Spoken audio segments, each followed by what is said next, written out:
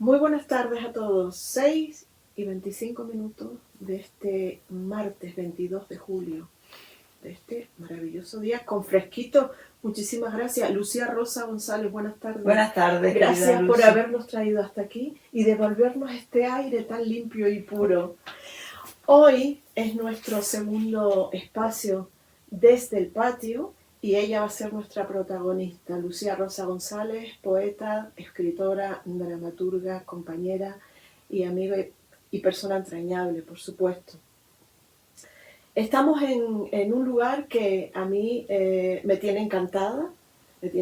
Vamos a decir que estamos en su bodega, ¿no es así, Lucía? Sí. Esta es tu bodega, que está situada aquí en el callejón, en Las Manchas, y es un sitio, como puede ya apreciarse, con mucha historia, pero una historia en la que ella va a redundar y con la que vamos a hablar de muchas cosas esta tarde.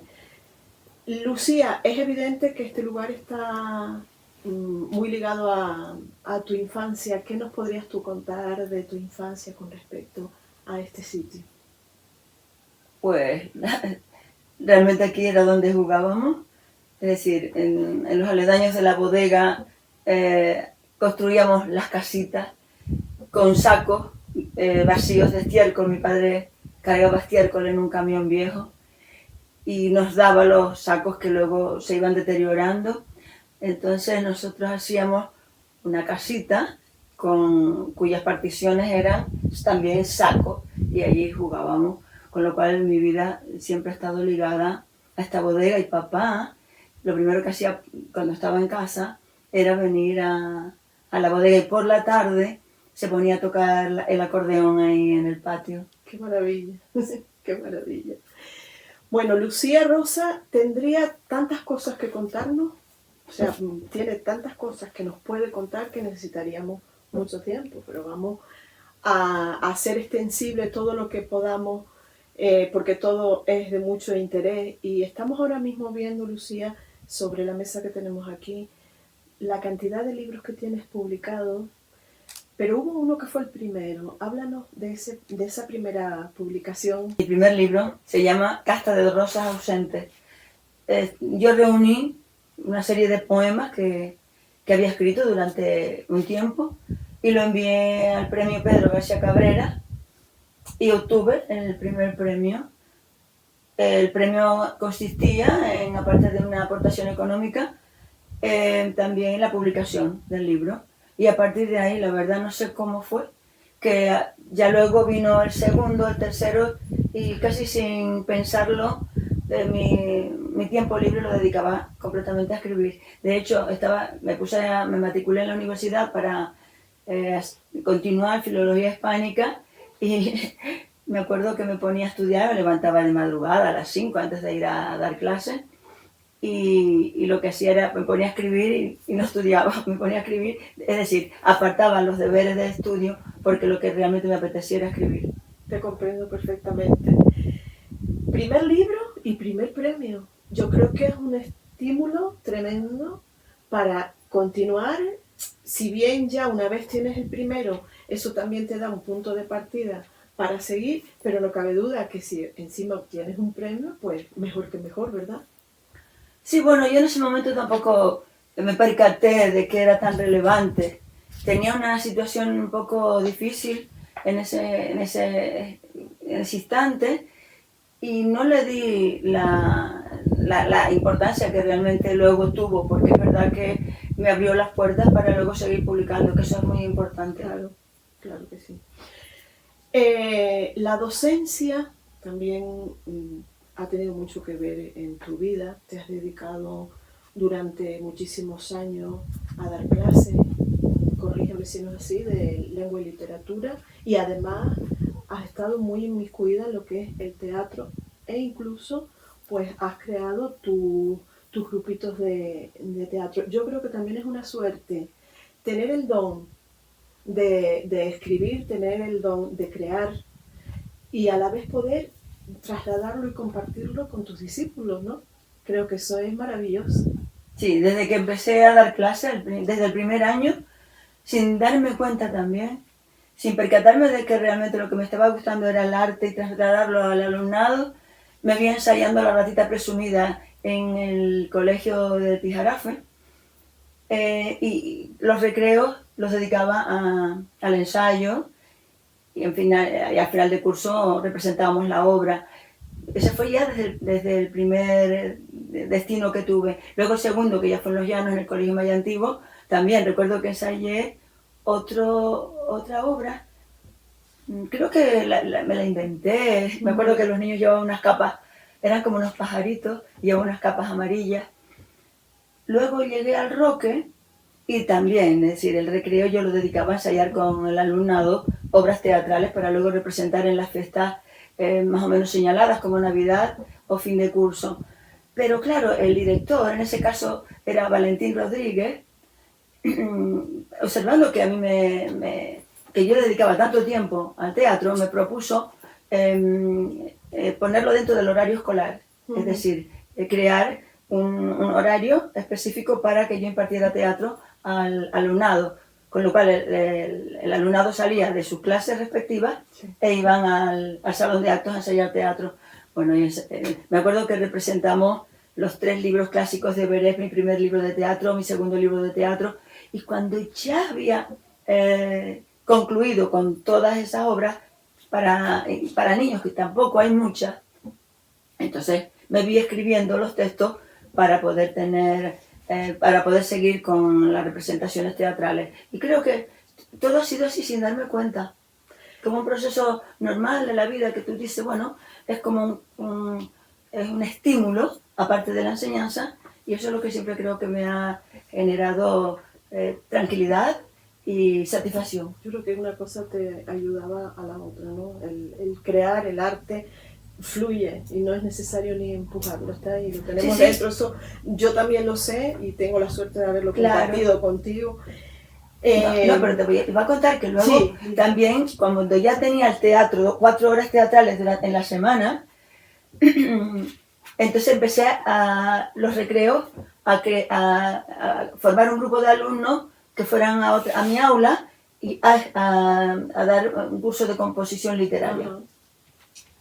Valentín se dio cuenta de que yo estaba dedicando todo ese tiempo al alumnado con esa iniciativa literaria, y también dentro del horario escolar él instauró 2 horas para composición literaria, con lo cual el alumnado, que también era bastante bueno para la literatura o para escribir o simplemente les gustaba, accedían. Llegué a tener aulas de 20 y pico alumnos en el aula de composición literaria, que después, cuando pasé al Instituto Seo Barreto, también continué tanto con el teatro como con el aula de composición.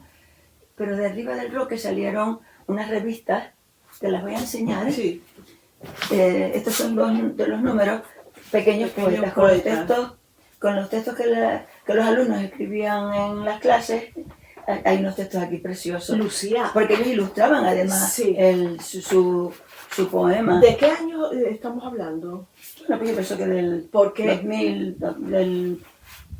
puede ser 2000 o 1990, sí, 1990, porque yo recuerdo en uno de mis programas de radio, creo que tú llevaste la revista de Pequeños Poetas. Creo que sí. Sí, del año 2000. ¿En realidad viste Pequeños Poetas en tus alumnos? Había muchos poetas. Además, lo interesante es que cada uno tenía su propio estilo. Es decir, yo trataba de hurgar, hurgar en su sensibilidad, pero yo luego me percataba de que cada uno exponía, sacaba fuera aquello que la sensibilidad innata que tenía dentro. De aquí hay muchos alumnos que estudiaron periodismo, otros hicieron arte dramático. Seguro que fuiste un punto también bellas artes, porque el profesor siempre es muy importante en ese terreno, y cuando la literatura se enseña con cariño, con amor, y cuando se enseña literatura también se está enseñando gramática, porque sabemos que la literatura, una cosa conlleva a la otra y tiene que ser así. Bueno, yo creo que hay que hablar de algo que nos atañe a todos los palmeros y a cada uno de nosotros de forma individual. Y en tu caso, Creo que el volcán ha sido algo muy, no sé si decir importante, porque tiene su parte negativa y yo no sé si le podré ver la parte positiva, pero dice que de todo se aprende. Ojalá no hubiéramos tenido que aprender nunca de este hecho tan terrible. Mm, Está por aquí la nieve negra. La nieve negra. Yo tengo que decir que asistí a la presentación de este libro en la Casa de la Cultura de los Llanos Galidanes. Yo sé que tú lo has presentado en nuestro sitio. Yo estaba ahí ese día y fue un regalo. Yo sentí que ese día me hiciste un regalo porque me emocioné de tal manera que en ese momento yo sentí un consuelo a través de alguien que había vivido una situación no similar, porque yo creo que cada uno tenemos nuestra historia, pero sí nos dábamos la mano en muchos sentimientos, cuando hablabas de tu madre, cuando hablabas de tus alrededores, cuando hablabas de muchas cosas de las que hablas aquí, que luego ya veremos. Yo quisiera hacer un recorrido así cortito por todos tus libros, pero me gustaría insistir un poco en La nieve negra. Bueno, pues Ricardo Hernández Bravo dirige la editorial Gallofa Cartonera, Sí. y entonces me propuso que ellos querían publicarme, él y Coriolano, González Montañés, querían publicarme un libro de poesía cuyo tema fuese el volcán, puesto que yo había escrito en narrativa el diario de un volcán. Sí. Había como un vacío poético con respecto al volcán. Y luego ya yo tenía algunos poemas escritos, porque hay que tener en cuenta que cuando yo empecé a escribir sobre el volcán fue desde el momento en que ya nos evacuamos, desde esa misma noche en que ya no podíamos dormir. Empecé a contar aquello que yo veía, pero me di cuenta de que la poesía no se adaptaba al proceso que yo quería narrar. Y surgió una especie de crónica del día a día volcánico, que fue lo que publiqué en el diario.es, y luego surgió el libro Diario de un volcán. Pero en La nieve negra, trasladarlo a la poesía, luego ya tampoco me fue tan difícil, porque tú eres la experiencia, tu arte se nutre de aquello que hay a tu alrededor. La adversidad, tú podías decir, pero si la poesía es belleza, ¿cómo se puede trasladar un hecho adverso en algo bello? Bueno, transformar la adversidad en belleza tampoco es algo atroz ni terrible. No significa que lo que hay dentro de La nieve negra sea bello, pero sí hemos trabajado a través de la poesía un tema doloroso. Bueno, Lucía, de entre los libros que tienes, que son muchos, ¿hay alguno que para ti tenga algún significado especial, alguna característica especial? Yo sé que todos son especiales, pero bueno, del que tú quieras destacar algo en concreto. Bueno, pues por ejemplo, La vibración de los nombres es un libro que lo publiqué con mucha ilusión. Lo presenté en Azores, en Cabo Verde, y ahora se está leyendo en la Universidad de Brasil. Me parece que con él he podido indagar más en esa respiración interna, y además luego cuando lo he vuelto a leer, me he dado cuenta de que además de eso está la imaginación. Es decir, a través de la imaginación puedo llegar a ese entorno poético del modo que a mí me gusta, la poesía. Vamos a hablar de Diario de un volcán. Con esta obra tuya se inauguró una importante feria del libro fuera de aquí, ¿verdad? Sí, en Frankfurt. Fue elegido en el 2022 para inaugurar la Feria del Libro en Frankfurt, y me pareció un hecho relevante. De todos modos, es que la editora Claudia Gerke es alemana, y ella lo envió y fue seleccionado, con lo cual luego me pareció una celebración realmente importante. Es decir, el libro no se tendría que haber escrito porque si no hubiera habido volcán no existiría, pero Sí. después que ya estaba el hecho el dramático, pues no está mal que luego se conozca Claro, por de qué modo supuesto. se vivió el volcán Eso en va a La Palma. ser bastante interesante y bastante relevante incluso para futuras generaciones y para tenerlo ahí escrito. Hay un municipio, un barrio en nuestro entorno que todavía está en el corazón de todo, que quedó completamente destruido por el volcán, fue Todoque. Ahí tenías tú también tu casa, tu patio, ¿verdad? Ahí tenías tú parte de tu vida y estará dentro de ti, por supuesto. Yo no sé si habrán palabras para describir eso. Dicen que los escritores encontramos las palabras siempre, las tenemos ahí, pero a veces cuando duele tanto, tanto, tanto, incluso somos capaces de esquivarlas también, aunque las rescatemos. ¿Qué ha supuesto todo esto para ti, Lucía?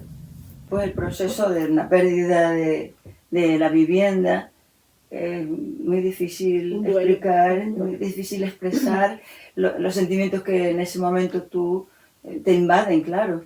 No sabes realmente luego qué va a ser de tu vida y te encuentras desubicada. Eso es lo que a mí me pasó. Pero claro, luego intentas aceptarlo. Lo importante ante una adversidad de este tipo es el grado de aceptación con el que tú afrontes la pérdida. Y eso te permite luego seguir adelante. A mí en este caso me salvó la literatura, la lectura y la escritura, el hecho mismo de narrarlo. Era una especie de un ejercicio terapéutico. Sí, sí, sí, sí. Es que fue todo un barrio, o sea, cuando sucede alguna desgracia o a nivel individual, tienes a la gente de alrededor, a lo mejor como vía de consuelo también en el día a día, pero era algo por lo que estábamos tocados todos. Precisamente allí en Todoque fue terrible. Yo quisiera, Lucía, si te parece bien, que me leyeras dos poemas que yo he elegido. Hay un poema que me ha llamado la atención mucho y es La tienda de Todoque, porque yo he oído hablar mucho sobre esa tienda. Yo creo que todos los todoqueros era un lugar que visitaban diariamente, era la tienda de ese sitio, ¿no? Era el día a día de ahí, de ese lugar. Y creo que esa tienda se ha recuperado, ¿no? Está en otra parte. Esa tienda, sí, se ha recuperado en Triana.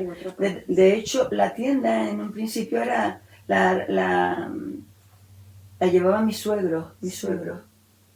Entonces era una tienda emblemática de esa zona porque la gente que iba a trabajar a los plátanos de madrugada, allí paraban a comprarse el bocadillo,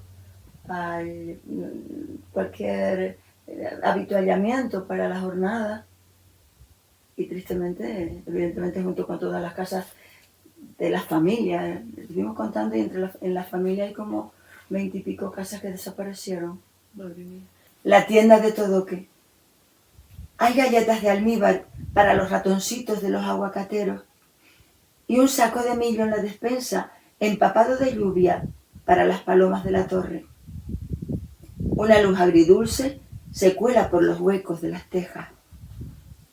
En una lata vieja de sardinas que mide en el cacharro la mujer de la tienda de Todoque. Rosario Rosa cuela en papel vaso una a una las aceitunas que explotan con un plof en los labios sin luz de los peones. Que viene el pan, panadero, pronto, que hoy no anochece, y al mediodía tiemblan los pasitos, sorbido por el cielo que se va. Alóngate al mostrador para salvarlo, dale la mano al cielo, tráelo de la eternidad, que en el reloj del templo la música tirita y hace que desaparezcan las palomas. Lucía, pero este libro de La nieve negra tiene una particularidad muy bonita y es que ahí también está tu hijo Borja, ¿verdad? O sea, están las manos de tu hijo Borja, está su sensibilidad, su creatividad y su sabiduría. A mí me han encantado las ilustraciones de este libro. ¿Sí? Borja, mi hijo, tiene muchísima sensibilidad. A él, siempre que pintaba en la facultad, le decían, por ahí, hay poesía en tus dibujos. Son imágenes que, claro, como es una persona que también sufrió la adversidad del volcán, además, él venía ya decidido a quedarse a vivir en casa, Sí. a hacer una vida artística usando las plataneras del padre. Entonces toda esa frustración yo creo que la interiorizó y luego es bastante expresivo en las imágenes. Se rompe la vida, Lucía. Se rompe la vida en esos momentos y luego hay que rescatarla de las profundidades.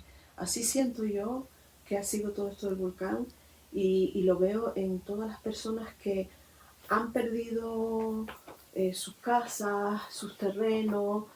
Se dice, porque en realidad es así, que la lava no se llevó a nadie, pero el volcán sí se llevó a algunas personas por la tristeza, y además yo eso lo sé perfectamente. Sí, yo lo llamo los muertos del volcán. Y yo ese día vuelvo otra vez a irme al día de la presentación de la nieve negra. Para mí fue algo maravilloso. Gracias, Lucía, por ese día tan maravilloso y por yo poder tener este libro que de vez en cuando lo abro y a veces quieres también evadirte de los tuyos un poco. O sea, tú amas lo tuyo, quieres lo tuyo, ahí está tu representación, pero a mí siempre me ha gustado echar mano del compañerismo, o sea, de ver en otras personas su forma particular de escribir, porque yo creo que cada persona es un mundo, independientemente del nivel que pueda haber, del que no pueda haber. La nieve negra creo que fue un regalo para todas las personas de aquí de esta isla, incluso para los familiares que están fuera. Hablando un poco en general de la poesía, de la literatura, ¿crees que se está haciendo poco a nivel de colegios, por ejemplo? Tú que has vivido esas experiencias en donde tú has transmitido toda tu sabiduría, todas tus ganas, toda tu vocación. ¿Se está haciendo poco, Lucía? La poesía para mí es como respirar. Es como si, no sé, está dentro de la respiración de las cosas y tú la intuyes y la adaptas y luego la transfieres. Así surge. Pero primero existe el amor, claro, hacia ese texto, sí, hacia los textos que lees, hacia los escritores que desde siempre has leído. Y si no se conoce, no se ama. Aquello que no se ama no se transmite. Sí. Si las personas, los docentes, no aman la poesía, evidentemente no la pueden transmitir. Yo te hablo desde mi entorno. Conozco gente que sabe transmitir el ambiente literario en las aulas y de hecho comparto todavía esa ilusión porque con frecuencia me llaman a las aulas para compartir libros, no solamente míos, sino experiencias. Sé que hay profesorado que está bastante vinculado e involucrado en transmitir la poesía, pero yo creo que no, porque, vamos a ver, si no lo vives en el ambiente, si no está en los pueblos, yo creo que la poesía debería estar en las tiendas, en los muros de las calles, en los pueblos y en las ciudades, en esos paneles enormes donde se ve la publicidad. Sí. Bueno, pues ahí lo único que podría brillar bastante sería un poema cada 10 minutos y conoceríamos el mundo poético y a lo mejor no estaríamos tan descaminados, ¿verdad? Yo creo que estamos pasando por un momento que, con respecto a la literatura y a la poesía, no es un momento dulce, la poesía ha existido siempre, pero yo creo que ahora estamos bastante necesitados y como tú bien dices, hace falta que se respire más, que esté más en el ambiente. Huida. Fotografías en peligro de extinción. Busca y rebusca. Las fotos, las primeras. Las de los niños, sálvalos desnudos en el agua. Que no se espante el agua que burbujea en el álbum del riachuelo con las voces de alarma por lo que hierve arriba. Rápido. Lo que hierve aplasta todo lo que respira en la inquietud terrible de la tierra. Que no muera la tierra. percuten las estrías en los muros, que vienen los guardianes. Diles que busco la otra, la del vino en los ojos de mi padre. El tiempo merma y merma y el miedo crece y sube hasta la buhardilla. Y hay que salir, que viene, huyamos por las tejas. Y no encuentro la foto, la del vino, con la sombra del sol sobre el parral, nublando el acordeón en la bodega y con mi padre dentro de la sombra. En Las Manchas no se realizaba la fiesta si previamente no se había ensayado una obra teatral. Entonces yo recuerdo desde que era pequeña, bueno, con 14 años, y interpreté La tercera palabra de Alejandro Casona. Todas las actrices y los actores eran, bueno, gente de Las Manchas, pero gente mayor, y yo me ponía los zapatos altos para parecer mayor. Como nos gustaba ir en tacones, de pequeñas queríamos ser mayores. Entonces siempre he estado vinculada al arte teatral y al arte poético a través también de mis profesores. De hecho, cuando escribía, claro, me decía la maestra, ¿cómo es posible que tú veas Llames Cueva a la noche? Ella se extrañaba que siendo una niña tan chica pusiese ese tipo de metáforas. Y en el instituto también tuve gran suerte porque me dio clase Orlando, que amaba la literatura. Cuando él veía que yo llevaba una redacción triste o que le llamaba la atención por cualquier circunstancia, me citaba en su despacho y me hacía explicarle quién me había motivado o de quién había podido yo, a ver, quién me había estimulado a mí a escribir aquella redacción que él pensaba que podía no haber sido escrita por mí.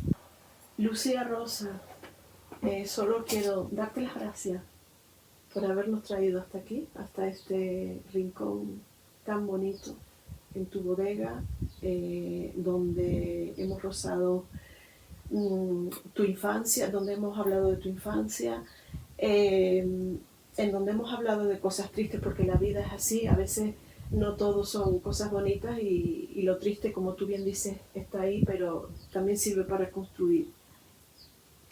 Gracias por permitirme compartir contigo este segundo espacio desde el patio, y espero que no sea la última vez.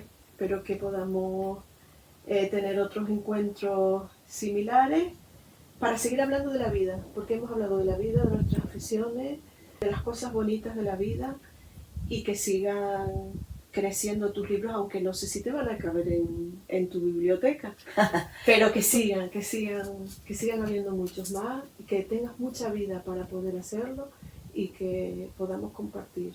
Gracias, encantada de haber pasado estos momentos contigo, los he disfrutado y aquí estamos dispuestos para cuando tú me necesites. Muchas gracias.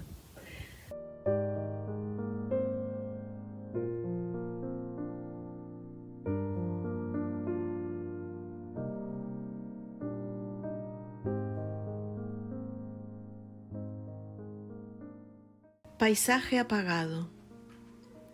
De entre la ceniza brota ella, ahogada flor de fondo. Llévatela al barranco y abrígala en las grietas. Hay gente en las grietas respirando despojadas del mundo y un río de piedras alejándolas. La flor que resplandece ahí en sus ojos alivia sus miradas. Ponle agua a la flor en sus miradas y en la tierra encendida de tus brazos abrázala de tanto que la amaste. Con la flor renacida entre tus brazos, paisaje, sal de la profundidad.